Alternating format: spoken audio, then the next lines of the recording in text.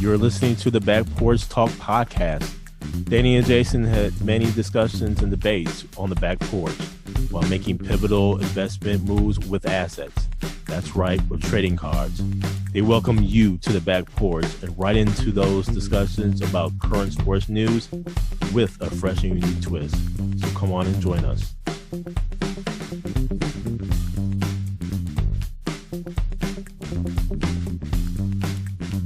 Welcome to the Back Porch Talk podcast. I'm your co-host, Jason. It's your co-host, Danny. Fans, we got a full show for you today. A little NFL talk, a little bit about Jackson State and the Celebration Bowl. Also, a little bit about the NBA Christmas Day lineup, and then ultimately a little something about the World Cup. But first, Danny, to the NFL, where interesting weekend in the NFL, Danny, where to me it started off with this comeback by the Minnesota Vikings. I remember seeing on the ticker here 33-0 at halftime by the Indianapolis Colts. And then ultimately the Vikings roared back here to win 39-36 in overtime. I don't know what the hell going on with the Colts, man. This was the biggest comeback in NFL history, I believe. Another significant comeback against Matty Ice. Yes. Who seems to be the common denominator in all this. First, it was Super Bowl. I hate to bring that up to you, Danny. But then, nonetheless, it was also now with this 33-point comeback by the Minnesota Vikings. What say you on that one in particular? Jason, a key event happened early in the game where Jonathan Taylor injured his ankle, which I think things would have held as is. I think that would have made a difference in the game because Jonathan Taylor is a better running back than Deion Jackson and Zach Moss, in my opinion. Mm-hmm. But the Colts shouldn't have let this one go, man. It was 33-0 in the second half. Like, the clock was running in the second half, and Minnesota had some gigantic chunk plays. KJ Osborne had some plays, Dalvin Cook, and the Colts just it was just tough to watch, man, from the Colts perspective because they just couldn't do anything. And kudos to Minnesota's defense, too. They start getting to Matt Ryan late fourth quarter overtime.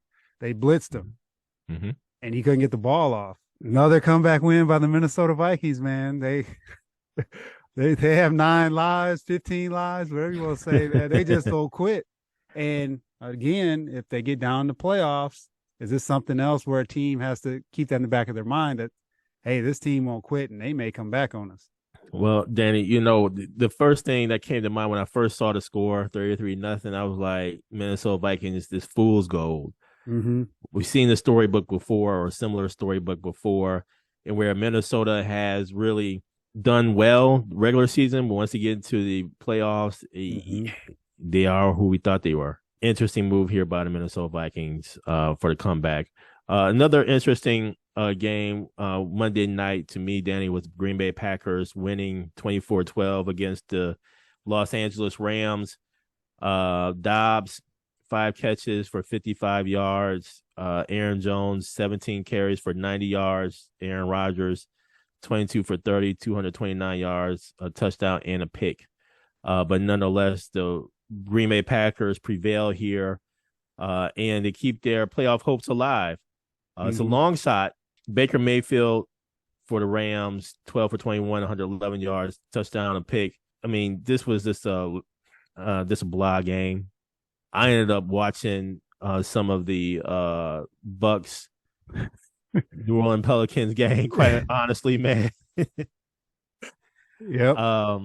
I guess in my eyes, it would have been good. It's good to see Dobbs and Watson on the field together to see what that tandem looks like.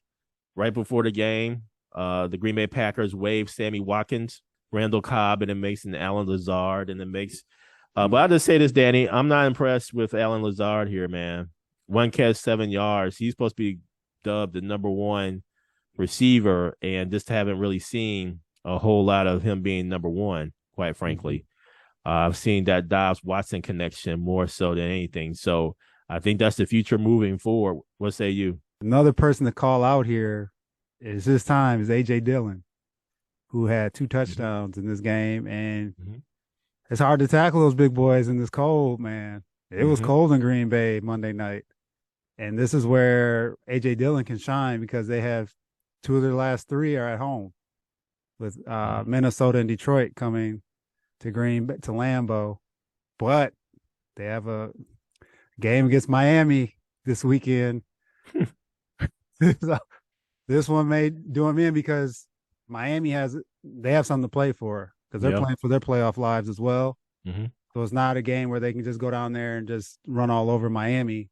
Miami's going to be waiting for them because they need to win as well.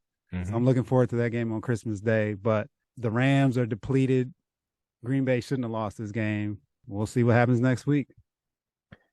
Another interesting game, Daniel, was your Atlanta Falcons taking this L against the New Orleans Saints, your hated rival in the division. 18-21. Andy Dalton, 11 for 17, 151 yards, 2 touchdowns. This was a huge game. You all actually really needed this game, man. Desmond Ritter, 13 for 26 for only 97 yards. Mm-hmm. Seemed like the ground game was the emphasis here by your Atlanta Falcons. Patterson, 14 carries for 52 yards. Algier, 17 carries for 139 yards and a touchdown. Patterson also for a touchdown. What say you about your Atlanta Falcons, Danny? Yeah, Jason, this one was tough, man. Another game where we're down 14 in the first quarter, and we could have been down 21, but Atlanta battled and battled again. It's like a common theme these last few weeks where they get down early and then they battle back. It was Ritter's first game, rookie quarterback, and it took him some time to get at least in a groove. You could tell he was rushing, he was excited, and it's a tough position for a rookie to go into a rival's home field and try, as your first game. So there's a lot of nerves involved, and it showed with Ritter. But like you said, they had over 200 yards rushing, which they ran the ball really well. And London actually had 7 receptions for 70 yards. But the key here was Atlanta stopped New Orleans on a fourth down play in the fourth quarter. We're driving, 2 minutes left. And Ritter throws a nice ball to London. London tries to make a move, fumbles the ball. And that's the game. So another game where they've lost, I think this is their seventh loss by less than 6 points this year. And I think from Arthur Smith's perspective, it's tough, but you can't put this on him, man. They're playing, they have a lot of rookies, a lot of guys they're playing with that aren't I would say the cream of the crop, so to speak. So they're playing what they have, and they almost pulled it out. And they're still only a game back of Tampa Bay. That's Five and crazy. nine, 5-9. Tampa Bay took that L this week. They're 6-8, and we play Tampa Bay the last week of the season. So if things shape up, we may get a shot to go to the playoffs, but tough L again because the defense rallied after that 14-0 lead and actually put the offense in a good spot. And we'll see. Ritter has some growing to do, but we knew that. He's coming in the middle of the season, his first opportunity, and we'll see what happens next week against the Ravens. And now, Danny, on to the rest of the NFL, where there were some great games, man. The Jaguars upset the Cowboys off of a pick six in overtime, 40-34. Jaguars takes the win. Another interesting game was the ending of that Raiders Patriots game. Oh man, the last ditch effort by the Patriots, intercepted by the Raiders to take it back for a touchdown, for 30-24. In that game, the Chargers beat the Titans 17-14, making that AFC playoff battle even tighter. Bengals beating the Buccaneers 34-23 down in Tampa, as you alluded to. Just a lot of interesting games here towards the end of the season where playoff positioning is critical, and also trying to get into the playoffs is even more critical. The Detroit Lions takes the win, 20-17, man. The Lions are pretty good, Danny. They're pulling it together, so we'll see what happens. What say you about the NFL? So, Jason, just a couple on those games you mentioned. The Patriots may have cost themselves a playoff spot based on how they ended that game with the Raiders. No idea why they just didn't take the knee because they were headed to overtime. But now they may be on the outside looking in. It just depends. They have 3 weeks left, so anything can happen. But that one was costly. Buccaneers jumped out on the Bengals 17-0, and then Tom Brady and the Buccaneers have 4 turnovers in the third quarter, all on their side of the field, and the Bengals took advantage, and the Buccaneers still hang on to the NFC South lead at this point in time. Another game, the Giants and Commanders game, that Sunday night game was really good, where the Giants prevailed 20-12. Commanders had multiple opportunities at the end of that game. There's some controversy on the officiating in that game, in the end zone, where a couple plays that were called. There was one penalty called on McLaurin in particular, where he seemed like him and the official agreed where he was, and he got a legal formation. And then a PI call that may have been missed at the end of that game. So we're getting down to it, man. These games are close, and the Titans better watch out, man. They have the Jaguars on their heels now all of a sudden. So I think the Titans should be okay because they end with Houston, Dallas, and Jacksonville, so they can take care of that. But don't mess around because Jacksonville is sneaky. And Danny, just as we're talking about this weekend's games, I have to say one game that I really enjoy watching was that of the Celebration Bowl, and where we had Jackson State University, Coach Prime's last game in the SWAC, and with Jackson State going against North Carolina Central. And that game actually pulled in a rating of 1.42 or an average viewership of 2.42 million viewers or eyes on ABC. Yeah. So very good ratings there, Danny. But Jackson State takes the L, 41-34 in an overtime thriller, man. Let me just say this was a thriller. Yes. At the very end of the fourth quarter, man, Jackson State was down, driving and they had to score a touchdown in order to tie the game, in which they did. Combination from Sanders to Hunter for the touchdown. Man, that was awesome. The place went ballistic. And then it went into overtime, Danny. It went into overtime, and where, again, North Carolina Central prevails. Jackson State had the opportunity to tie in overtime. Yes. Unfortunately, there was a drop pass in the end zone by a student athlete. And my prayer is that the student athlete does not get abused or bullied or anything of that sort. These are student athletes we're talking about. My hope is that he is good. Even with that drop pass, there still was an opportunity to tie in overtime, and it was an incomplete pass, Danny. What say you about the Celebration Bowl? Jason, this one was back and forth, and it looked like Jackson State in the second half, they were done for, man. North Carolina Central had started just running on them, but they pushed through, and Hunter got that touchdown pass, which was a great throw and catch. I don't know how in the world, because it was right at the end of the game. There was no time left. I don't know how in the world he caught that pass, but it was a great catch because he had actually dropped one 2 plays before that. I think one thing that happened last year, happened again this year to Jackson State, was they got beat in the trenches. North Carolina Central was all over Sanders, and they were blitzing him, and they made him uncomfortable. So very physical, physical.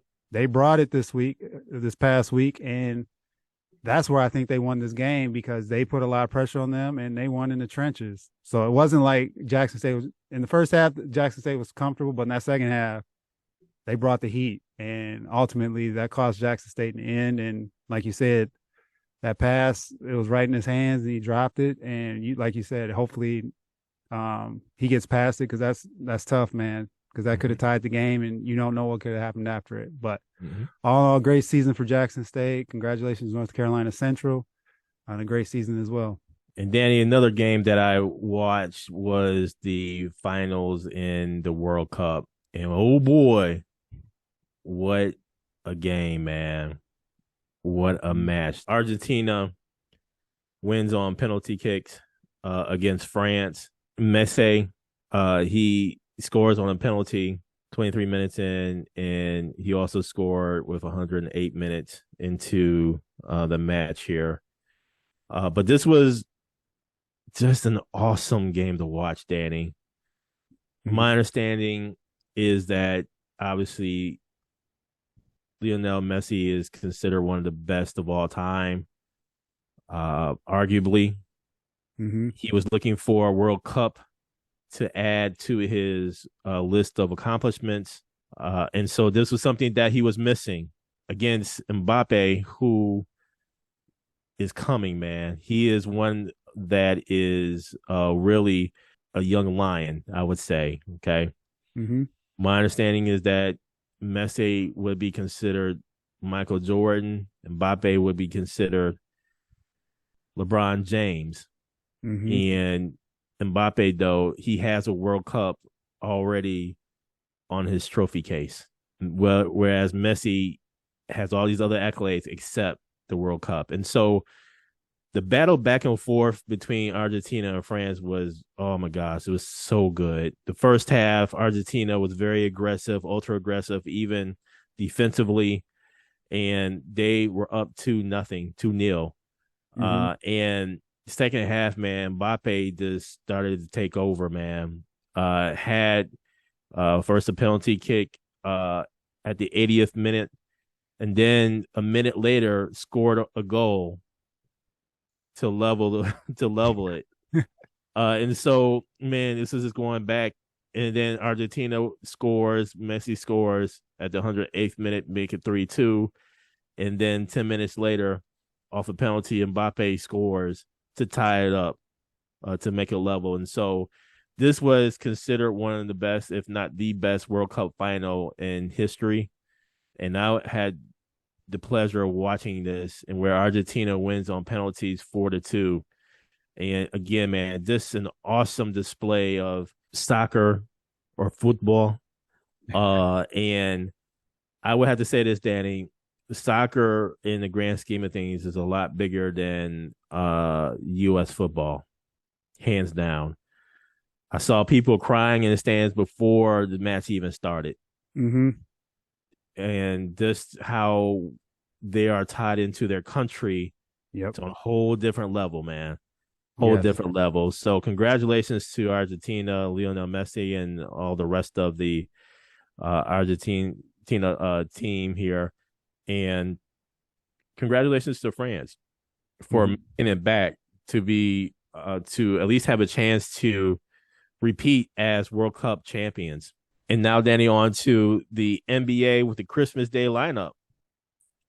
Christmas is upon us. Merry Christmas, happy holidays, Hanukkah to everyone, and all. But when it comes to Christmas time, Danny, that NBA Mm-hmm. got it right. Now, this year's a little different because obviously there's going to be NFL football, but I will be watching the NBA.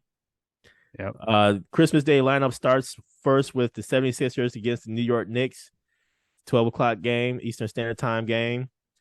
Lakers against Mavericks, 2:30 game. Again, this is all Eastern Standard Time. 5 o'clock, Bucks against Celtics. 8 o'clock, Grizzlies Warriors. 10:30. It will all end with the Suns and Nuggets. Danny, I am very interested in this Bucks Celtics game. Mm-hmm. I sure will be watching that one. That one is going to be one to behold. The 76ers Knicks game is going to be interesting too. Knicks are on a 6-7 game winning streak right now.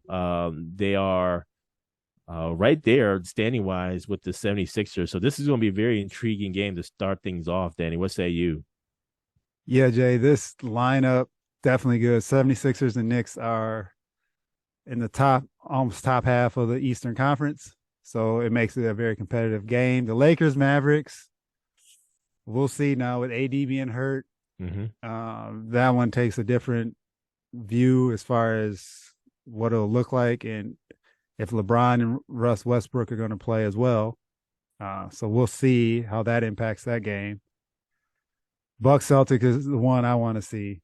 The battle of Giannis and Tatum and Brown and others. And with Middleton coming back, starting to get his legs back, how he looks as well. And if what they how much they actually show too. Yep. You know, it's still early. It is Christmas, and this one will be competitive. This one's going to be all Bucks and Celtics games are usually tooth and nail, and they're grinding it out. But be interesting very much to see this one. The Memphis Warriors, now with Steph being hurt, that takes a little of that away. But still, you know, Klay Thompson and the Grizzlies, you know, they had a lot of back and forth. So I'll look forward to watching this just to see what it's about. The Warriors did get blown out last night. So I'm not sure exactly what kind of shape they're going to be coming in to this game. They will be at home, so that'll help. But the Grizzlies are playing really well right now, and the lack of Steph may do the Warriors in. And then that Suns-Nuggets game, man, that actually won't be a bad game either. So I think they have a nice lineup. That Lakers-Mavericks game may be the one, maybe a downer, but I think all the rest of the games would be pretty good. Merry Christmas. Happy New Year to all of our fans. Thank you for tuning in. We wish you well. Thank you for joining us at Back Porch Talk Podcast. You can also join us on Twitter by tweeting us at @back_podcast. For more information, you can go to our website, which is backporchtalkpodcast.com. You can also email us at backporchtalkpodcast@gmail.com. Again, thank you for joining us, and remember that there's enough hate in the world, so go ahead and spread a little love.